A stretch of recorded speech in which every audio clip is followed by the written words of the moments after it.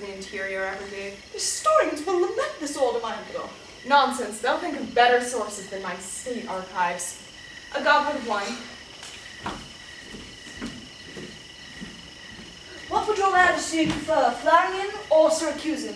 Falernian, at times like these one must drink the best. This is the only bottle of Flarian we have left, vintage year 70. Then leave it here. The mother of our country wishes to speak to your Majesty. My wife may enter.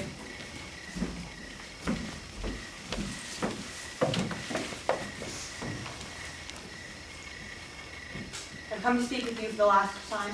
You're wearing your traveling outfit, my dear wife. I'm leaving for Sicily tonight. Is the fishing boat ready? A raft. Isn't that a little dangerous? To stay is more dangerous. I wish you a good journey. We may not see each other for a long time. We will never see each other again. Well, I am determined to continue my resistance against the enemy in Sicily at any price. Resistance at any price is the most pointless thing there can be. You're a defeatist. I'm only weighing our option. If we resist, our fall will only be bloodier. That may be magnificent, but to what end? You don't set a world on fire when it's already lost. So you don't want Rhea to marry Caesar Pluck. No. And you refuse to go to Sicily as well. The emperor does not flee. This will cost you your So, head. does that mean I should act in a headless fashion already? We've been married 20 years, Romulus. What are you implying by this uncanny fact? We once loved each other. You know perfectly well that you're lying. Then your only reason for marrying me was to become emperor. Yes! You dare say this calmly to my face. Of course, our marriage was terrible, but I never committed the crime of keeping you in the dark for a single second as to why I took you for my wife. You married me because I'm a descendant of the highest Roman nobility, and you're the daughter of the Emperor Valentinian and a slave girl. I legitimized you and you crowned me. We needed each other. Exactly. But it is your duty to go to Sicily with me. We belong together. I have no more duties towards you. I gave you what you wanted. You became empress.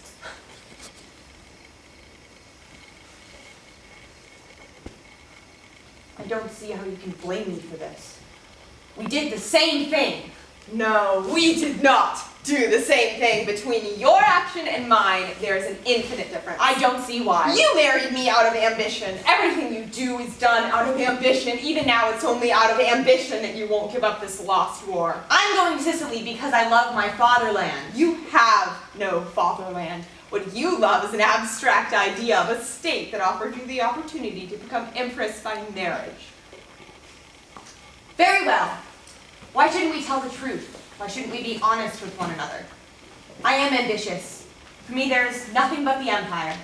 I'm the great-granddaughter of Julian, the last great emperor, and I'm proud of that title. And what are you? The son of a bankrupt patrician?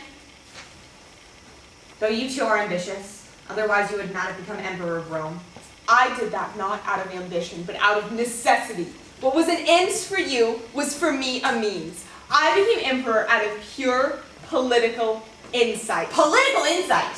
When have you ever had any political insight? In the 20 years of your reign, you have done nothing but eat, sleep, drink, read, and raise chickens. You never left your country house, you never set foot in your capital, and the financial reserves of your empire have been so radically depleted that we now have to live like hired hands. Your political insight is nothing but indolence. Exactly. My political insight leads me to do nothing. For that, you did not have to become the emperor of Rome. That was the only way to give meaning to my idleness. The indolence of a private citizen is completely ineffectual. And an indolent emperor endangers the state. There you have it! What do you mean by that? You found out the meaning of my idleness. I don't see how anyone can doubt the necessity of the state. I don't doubt the necessity of the state. I doubt the necessity of our state. It became a universal empire, and as such, an institution that publicly engaged in murder, plunder, pillaging, all at the expense of others, until I came along. I don't see why you had to become emperor if that is what you think of the Roman Empire. For thousands of years now, the empire has existed only because there was an emperor. In order, therefore, to liquidate the empire, the only path open to me was to become emperor myself. Either you're mad or the world is. I've decided it's the latter. So you only married me to become emperor. For no other reason. Right from the start, you had nothing in mind other than bringing about the fall of Rome. Nothing else. You consciously sabotaged the rescue of the empire. Consciously. You played the cynic and the gluttonous buffoon just to stab us in the back. You could put it that way. You deceived me. You deceived yourself about me. You assumed I was as power hungry as you. You were calculating, but your calculation was wrong. Oh, and yours is right. Rome is falling. You are Rome's traitor. No, I'm Rome's judge. Romulus. Go to Sicily now. I have nothing more to say to you.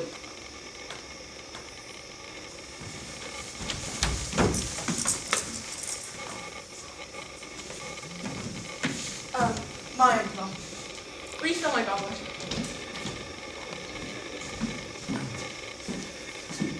It's trembling. Indeed, my Emperor. Why? Capua has fallen. That's not a reason to spill a superb wine. I beg your pardon. Go to bed now.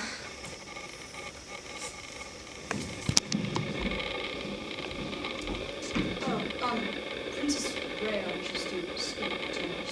My daughter may enter. My father. Come, child, sit down next to me. What is it that you have to tell me? Rome is in danger, my father. It's remarkable that everyone chooses this night to talk politics with me. That's what lunch is for. What else should I talk about then? About the things that one talks to one's father about at such a late hour.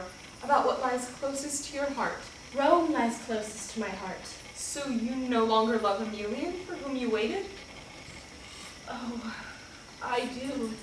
But no longer as passionately, no longer the same way as before? I love him more than my own life. Then tell me about Emelian. If you truly love him, he's more important than this dilapidated empire of ours. My father let me marry Caesar Pluck. It is the only way to save our fatherland. This I'll admit, there is no other way. We have to choose between a catastrophic capitalism and a capital catastrophe. But you cannot marry Caesar Pluck, my child. You love Emelian. I must leave him in order to serve my fatherland. That's easy to say. But fatherland is the highest good. You see, you've spent too much time studying the tragedies. But shouldn't one love one's fatherland more than anything else? No. Above all, one should be suspicious of one's fatherland.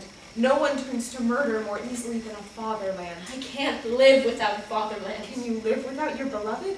It's a far greater and more difficult deed to be loyal to a human being than it is to be loyal to a state. But it's the fatherland that is at risk, not the state. A state always calls itself a fatherland when it's preparing for murder. Our unconditional love for the fatherland was what made Rome great. But our love did not make Rome good. With our virtues, we fattened a monster. We were intoxicated with the greatness of the fatherland as if it were wine, but now what we love is turned to bitterness. Go marry Emelian. Emelian has disowned me, father. If you have just a spark of love's fire in your body, this cannot stop you. You stay by his side even if he rejects you. You remain with him even if he's a criminal. He no longer loves me, he only loves Rome. Rome will come to an end and he will have nothing left but your love. I am afraid. Then learn to conquer fear. That's the only art we must learn to master these days. To look at things fearlessly. Fearlessly do the right thing. I've been practicing this all my life. Practice yourself now. Go to Emelian. Yes, father, I will. That's good. I love you this way. Take your leave of me now. You will never see me again, for I shall die. My father? I've always counted on this death. The Teutons will kill me. That is my secret. I sacrifice Rome by sacrificing myself. Father, But you will live. Go, my child. Go to Emelian.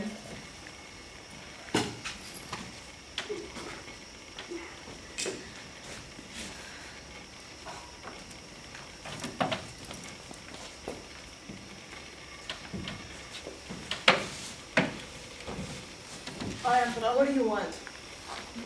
The Empress has departed. That's good.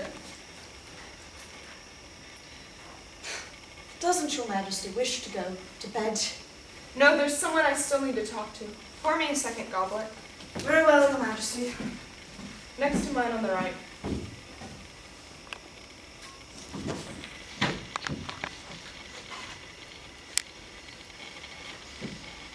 And now go to bed.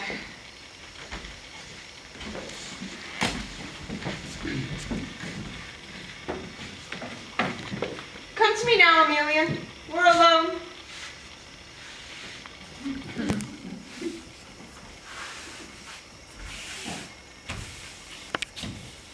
A few minutes ago, you crawled into my chamber through the window in the back.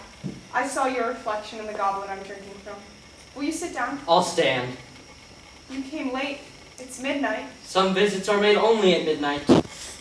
Let us drink to your homecoming, Amelia. To that which shall be fulfilled this midnight. Which is, Let us drink to justice, Emperor Romulus. justice is a terrible thing, Amelia. As terrible as my wounds. Very well. Let us drink to justice.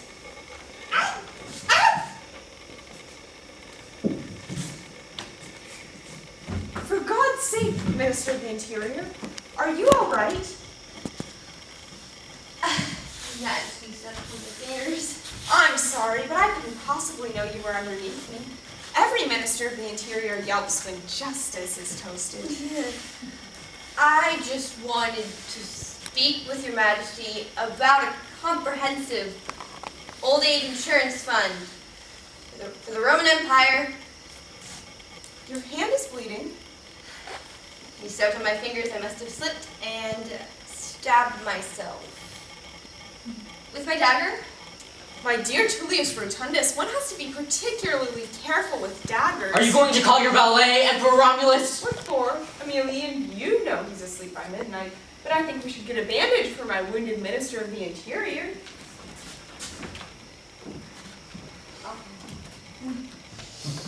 Forgive me, Emperor of Eastern Rome. I didn't know you were sleeping in my wardrobe. It's okay. I've had to deal with uncomfortable situations since leaving Constantinople. Oh, I'm truly sorry that you've been put to such trouble.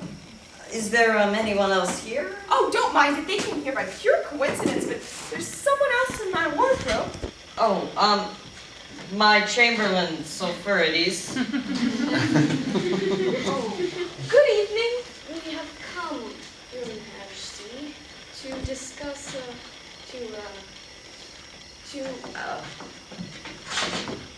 to recite the verses of lamentation, which we have the pleasure of reciting entirely. By all means, only not at this silent midnight hour. Bind your wounds with this cloth, Minister of the Interior. The sight of blood displeases me. Is our athlete still not asleep? I'm tired, I'm dead tired. You almost dropped your daggers, Mary's Highness, Mamma. Oh, I've had no sleep for 100 hours and 110 hours. If anyone else happens to be present, may I please ask him to show himself? Forgive me, my emperor, but I would love to have a discussion with you about total mobilization. I notice you're all dressed in black. You've crawled out of my wardrobe, from under my table and under my bed, after spending half the night in there in the most complicated and uncomfortable positions. Why? We wanted to speak with you, Emperor Romulus. The Emperor was not aware that court ceremonial prescribed gymnastics exercises for all those wishing to speak with him. The Emperor is prepared to hear you. What do you have to say to him? We demand the provinces back. Your legion. The Empire.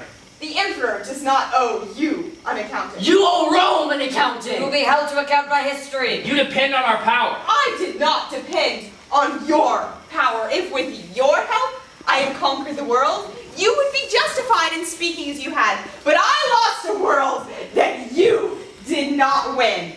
I passed it on like a bad coin. I owe an accounting to only one of you, and to this one I shall now speak. Come to me now, Amelia.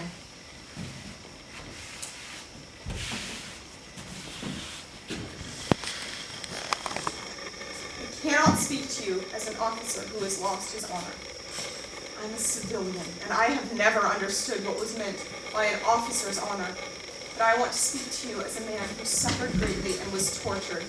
I love you like a son, Amelia.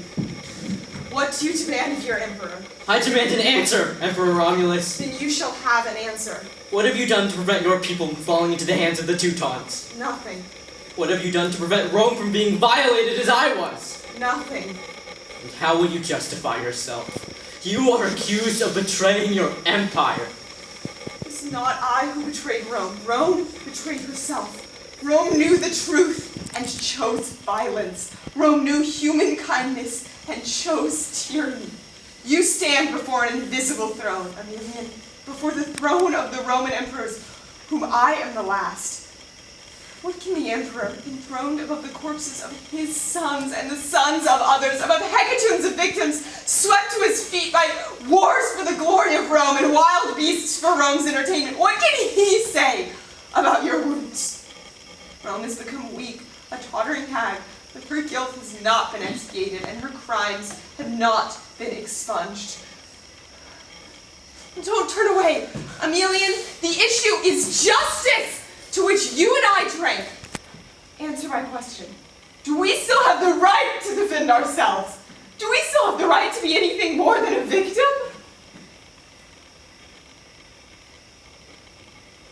You're silent.